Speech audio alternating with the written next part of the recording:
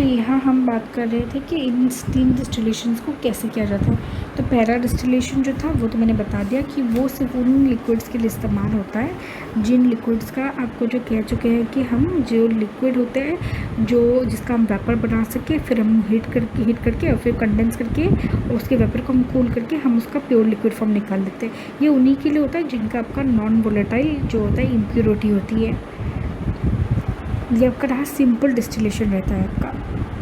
पर जो आपका दूसरा वाला है कि अंडर रिड्यूस्ड प्रेशर, उसमें हम किस तरीके के जो लिक्विड्स हैं उनको डिस्टिल करते हैं। उसमें हम कुछ स्पेसिफिक टाइप्स लेते हैं जिसका हम कहते हैं कि इस मेथड में जो होता है जो लिक्विड होनी चाहिए उससे क्या होना चाहिए, उसे हाई प्रेशर उसका जो है हाई बॉइलिंग पॉइंट होना चाहिए उस लिक्विड का, और वो लिक्विड डिकम्पोज हो जाती है या तो उसकी बॉइलिंग पॉइंट में या उससे थोड़े से नीचे ही। तो इस तरीके के लिक्विड्स को ही हम आपका रिड्यूस्ड प्रेशर डिस्टिलेशन जो है, मतलब distillation on the reduced pressure हम इस्तेमाल करते हैं।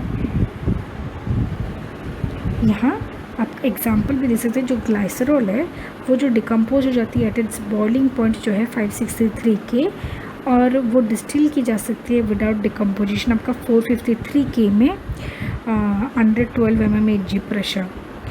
तो आपके ऐसे कुछ चीज़ें जो ऐसी जो इतनी भी लिक्विड्स हैं जो मतलब ऐसे उसके बॉइलिंग पॉइंट से ठीक पहले डिकम्पोज हो जाती है, उसी बॉइलिंग पॉइंट पे डिकम्पोज हो, जबकि उसका बॉइलिंग पॉइंट हाई है, तो उनके लिए ही सिर्फ ये मेथड है। हम हर लिक्विड को इस मेथड से हम डिस्टिल नहीं करते हैं।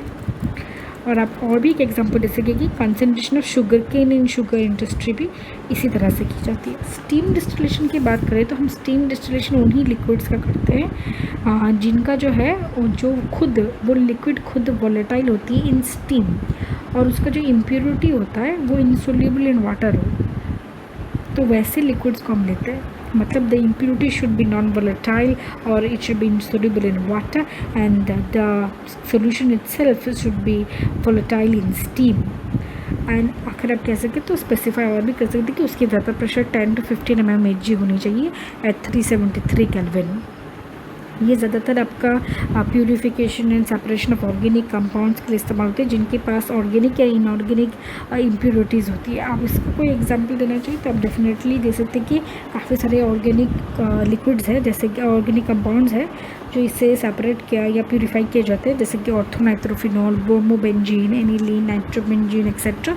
ये सब इसी तरीके से आपका इसी प्रोसेस से आपका स्टीम डिस्टिलेशन प्रोसेस से प्यूरिफाई किए जाते हैं। यूँ तो उसके आप कह सकते हैं कि सेटअप में भी बहुत सारे डिफरेंसेस हो सकते हैं, या आपके और भी उनके सेटअप अरेंजमेंट में डिफरेंसेस होते हैं, बट जो मेन प्रिंसिपल में जो डिफरेंस होता है वो यही तीन है कि उनके किस तरह की लिक्विड इस्तेमाल की जाती है, उनकी प्रिपरेशन मतलब सेपरेशन एंड प्यूरिफिकेशन में उनमें किस तरह की इम्प्योरिटीज़ होनी चाहिए। ये कंडीशंस जो है ये यहाँ स्पेसिफिक है हर डिस्टिलेशन प्रोसेस में। तो ये उनकी प्राइमरी या फिर उनके प्रिंसिपल में ही उनके ये डिफरेंसेस है, वर्किंग प्रिंसिपल्स में ही। तो मेन डिफरेंस यही रहता है उनका हमेशा। Thank you.